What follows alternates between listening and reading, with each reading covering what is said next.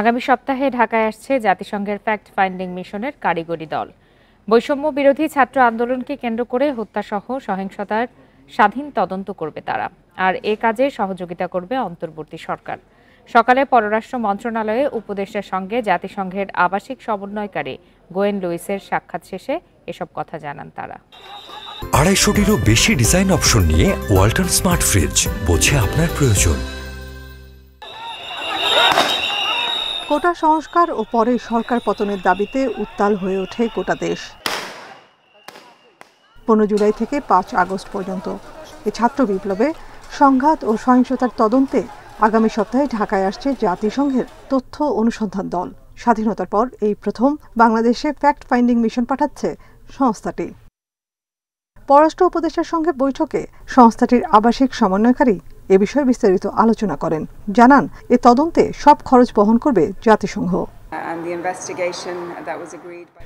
সাবেক প্রধানমন্ত্রী শেখ হাসিনা তাদের বিচার বিভাগীয় তদন্ত কমিটিতে জাতিসংঘের অন্তর্ভুক্তি চেয়েছিলেন, তবে এতে আমরা রাজি হইনি। এখন অন্তর্বর্তী সরকারের পক্ষ থেকে ভিন্ন প্রস্তাব পেয়েছি। জেনেভা থেকে জাতিসংঘের নেতৃত্বে প্রতিনিধি দলটি ঢাকায় স্বাধীন ও নিরপেক্ষভাবে প্রাথমিক অনুসন্ধান করবে। পরে তদন্তে যোগ দেবে আরেকটি দল। পররাষ্ট্র উপদেষ্টা জানান, তদন্তের স্বার্থে জাতিসংঘকে সহায়তা করতে প্রস্তুত অন্তর্বর্তী সরকার। একটি নিরপেক্ষ তদন্ত এবং দোষীদের বিচারের মুখোমুখি করাই নতুন সরকারের চাওয়া।